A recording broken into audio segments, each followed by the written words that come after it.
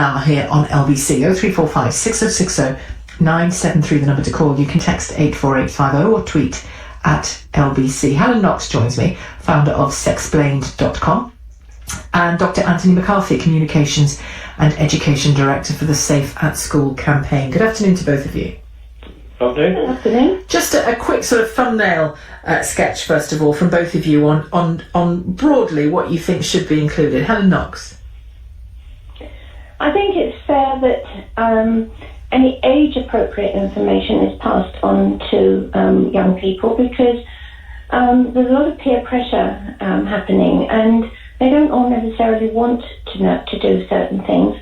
And if they can use the fact of the law and that they would be breaking the law to do some things, then that can actually be very, very protective for some of them.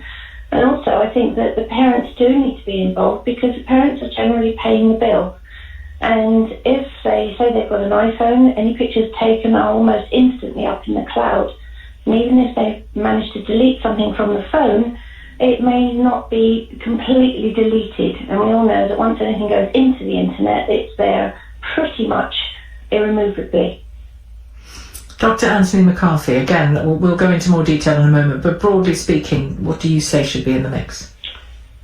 Well, I think in a sense I've got a more global picture. I think we need to question what we mean by sex education and why people are pushing for it to be compulsory to children as low as 4. I think that that's a very big question that needs to be answered, so that, when we hear about what needs to be in the mix, we need to know what's the context, what is it that is being pushed in the first place, and why are parents in effect being undermined by something being compulsory. But why do you say it's being pushed? Well, clearly there are people who wish to put this into schools, who have become part of, you might call, a sex education industry over a number of decades, and have had policies that have failed across the board when it comes to STDs or abortions, etc. And we need to ask ourselves, do we need to rethink the whole approach to children, parents and families when it comes to sex education? What kind of sex education is being pushed? Is what we're seeing partly a result of the generalized culture and the kind of sex education which shares some of the assumptions of that culture? We're telling them too much, is that what you're saying? Sorry, I missed that. We're telling them too much? I think in many cases we are, and what we're telling them is not something that I think is particularly compatible with love and marriage and the very things that give foundation to our culture. Helen Knox. One only has to look at some of the stuff that's put out there. Helen Knox, respond to that. Okay, well, good comprehensive sex education has already been shown to actually delay the onset of sex. Children are going to ask questions. They play games in the playground. You show me yours, I'll show you mine. Sexting, and they've got cameras, they've got phones, much more young ages these days, and they will play. We've got to live in the real world, and policies relating to teenage pregnancies, they actually were working very well until the ring-fence money disappeared and the teen pregnancy projects have now gone. I actually fear, as against a background of sexual health and family planning clinics being cut, that we're going to actually see an increase in unplanned pregnancies again, and consequently we're also seeing an increase in STIs. This is the real world, and this is what we're really up against. It would be lovely to be able to say, when a little child is born, you're not going to have sex until you're married, but that's not the real world. They do experiment, and if they don't understand what they're experimenting with and doing and what it's all about, then accidents happen. And Dr. Anthony McCarthy, isn't it just a fact that of course parents have to be the front line, but an awful lot of the parents I speak to I've never understood it, but they become shockingly tongue-tied when it comes to dealing with this. When it comes to online stuff, they might not even know about it. They might not be equipped to teach their children about safety online. Well, a couple of points I must just make before that. Professor David Payton's study has not found at all what your other guest has said about family planning and sex ed. We have very high teenage pregnancy rates, and they have not been affected, or we can't demonstrate that they've been affected by the kind of sex ed that is pushed by family planning associations. With regard to parents being tongue-tied, well, sex is a very sensitive topic.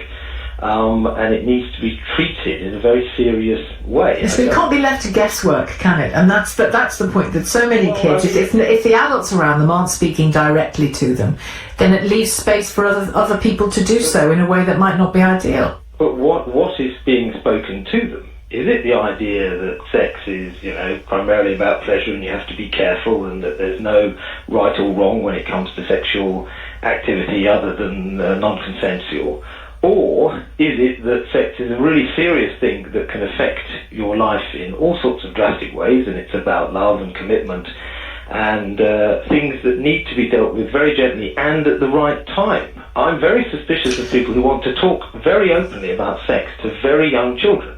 It seems to me that itself is a corrupting thing to do. But if, as we know, and I'll come back to you, Helen Knox, in a moment, but if, as we know, but in answer to your question, Dr. Anthony McCarthy, I would hope that the approach is the latter, that the seriousness of sexual... the seriousness of sexual contact, of sexual relationships. It's called sex and relationship education, remember this, not just sex education. You have to look very carefully at what that means. Well, I did say that at the beginning, content and the manner in which you speak, of course it matters. However, if your children are going to schools in which their fellow schoolmates, some of them, are bringing to them sexual material, urging them to provide sexual material back to them, and that child is in a home that has decided that they're not ready yet to talk openly about sex, what are they supposed to do with that? That's a bit of a fright for a child to deal with. Sure.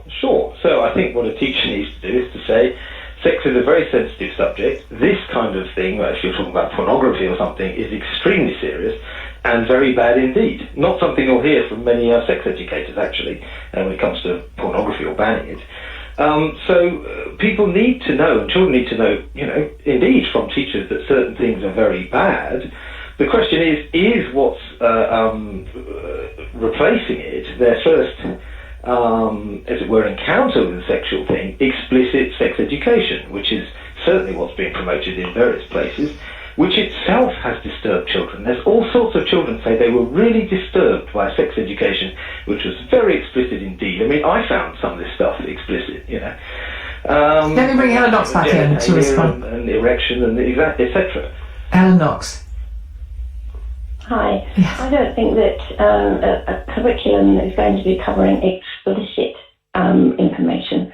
It will be age appropriate and guided by the curriculum, but also by what the children actually ask.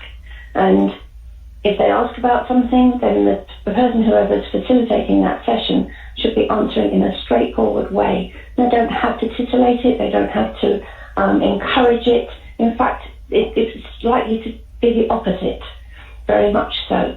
And if you give someone a straight answer when they ask at a young age, then it's a very matter-of-fact thing. It's made into something bigger as we get older by the emotions or the reactions of the person who's feeling uncomfortable speaking about it to that young person. Answer them in a straightforward way. Okay, Helen Knox, thank you, founder of sexplain.com, and thank you to Dr. Anthony McCarthy, Communications and Education Director for the Safe at School campaign. In March of this year,